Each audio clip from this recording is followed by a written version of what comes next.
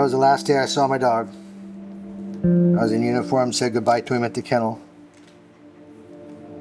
You know that was the last time you were Yeah. seeing? Yeah, he was a great dog. Great dog, took good care of me.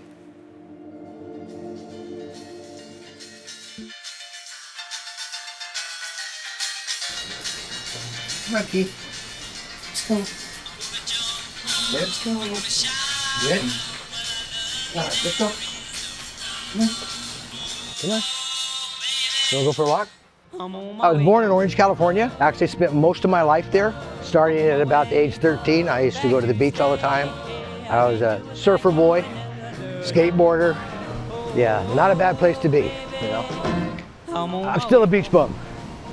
Got out of high school and a year later, instead of driving fast cars and looking for pretty women, I was in the jungles of Vietnam. I looked into joining Special Forces. I wanted to be a Navy SEAL. So I did all the testing and I was in pretty good shape. I was a good swimmer. I grew up on the beach. I passed most of the physical stuff, and then it came to them checking my eyes. And I found out that I was colorblind. I go, well, what else can I do? And my company commander, he came to me and he said, Wendler, you still want to go to Vietnam? I said, Chief, I do. He goes, well, you're colorblind. He goes, you like dogs? And I go, yeah, I like dogs. And he goes, you know, dogs are colorblind? I said, I didn't know that, Chief. He goes, if you really want to go to Vietnam, you're colorblind, dogs are colorblind, you are now a United States Navy dog handler. And that's where it started. There were several types of dogs that we used in Vietnam. I handled a sentry dog. So the sentry dogs were sent to locations, sensitive military locations, ammo dumps, communication sites, places like that they wanted extra security. So they would fly us in, and then we would patrol the perimeters of those sensitive military installations. My first post with my dog by myself was like, he looked at me and I looked at him and he went, God, not another rookie. I got to break this guy in. At 19 years old, I was scared to death. I had no idea what to expect. And I'm out here on this perimeter by myself.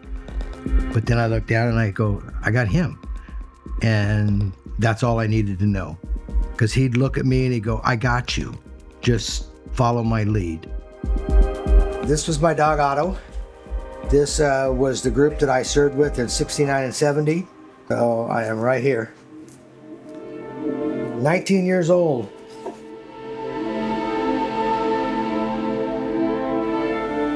Nam sucked. I mean, it truly did. People were dying all around us. We would patrol the helicopter pads.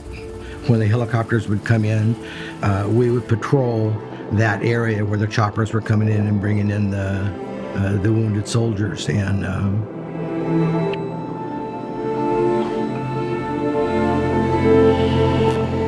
I still have dreams about it. Seeing guys come out of the choppers and body bags, and it's not something I like to think about. But having my dog there, I honestly feel that I came home because of that dog.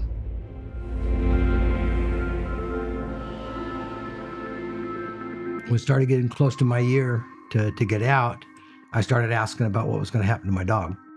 And as the war de-escalated, the government figured that the dogs were surplus. We had two options. We either put them to sleep through an Army vet, or we turned them over to the South Vietnamese. And that's what happened to Otto. He got turned over to the South Vietnamese, and chances are they ate him. Out of the 4,000 dogs that served over there, less than 150 came home. Just really messed with my head. I had a hard time adjusting to civilian life. And when I came home, I landed in Seattle. We had to wait on the tarmac for an hour because there were protesters. at the airport. Here we are coming home.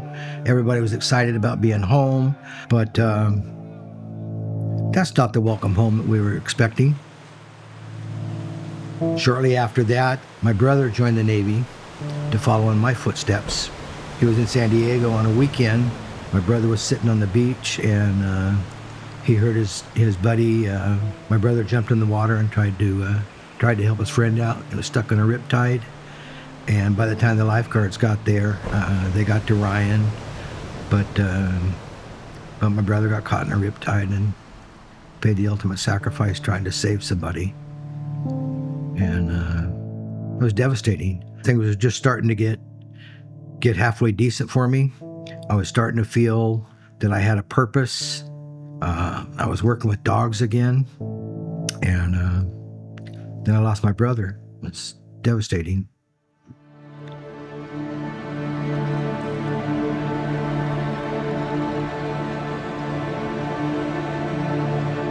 You know, I felt that I was doing something real positive for a fellow man. And in the meantime, I was not paying attention to stuff that had been bothering me since I got out of Vietnam. I was drinking a lot, got a couple DUIs over a 15-year period, and was having relationship problems. I wasn't really opening up to the issues that I had.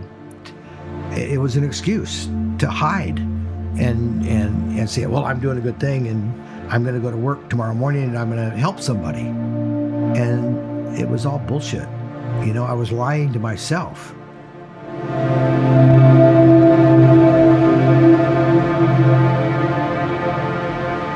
He poured all of what he had into helping other people in honor of his brother and his military working dog. He did that thinking he was honoring them, but he was really just distracting himself from really what was going on inside.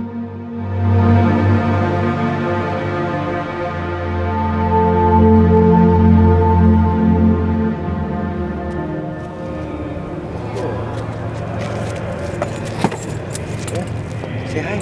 One of the other veterans that had been working with us, and we had given him a dog, was going to go down there, and he and I both were surprised by AWI. We have just a little surprise for you.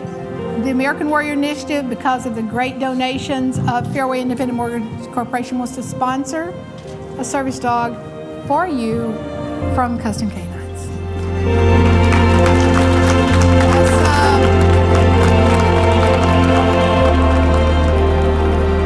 Having a service dog to work for you as a PTS dog is a completely different level.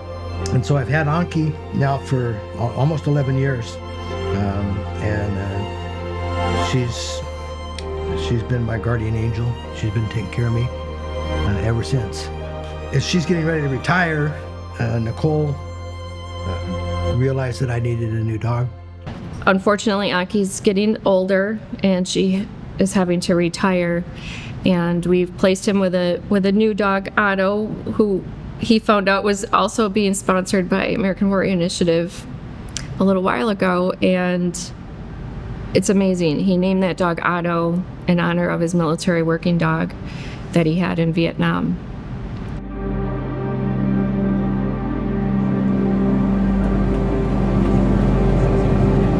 When I left Vietnam, I wasn't there to help my dog. I wasn't there to provide what I had dedicated myself to do, and that's to protect him.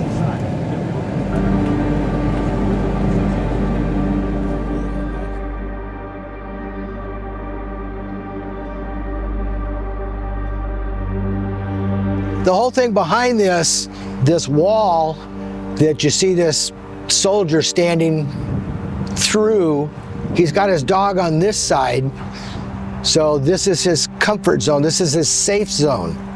On the other side, he's got his weapon. So basically this is saying, while I've got my dog, I'm safe.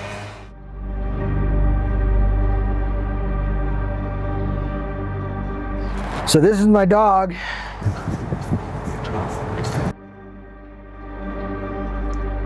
My dog's name in Nam was Otto, and that's this guy's name.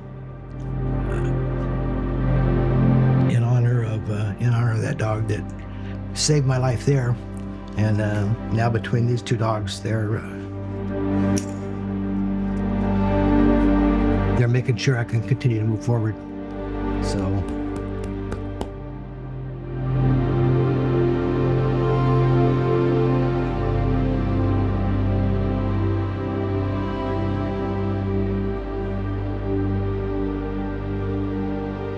Once I got her out of it, I just looked at her and she looked at me and she went, "Give me some dignity." So she told me that it was okay, that she did everything she could to make him ready. And so I respected her and I took her and put her down.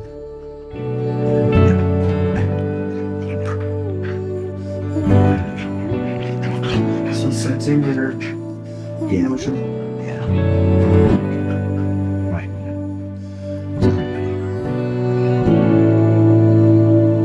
I miss her. I always will. I'll miss her every day. But he's able to step up and take charge now. So he's taken over. But I'll never forget her.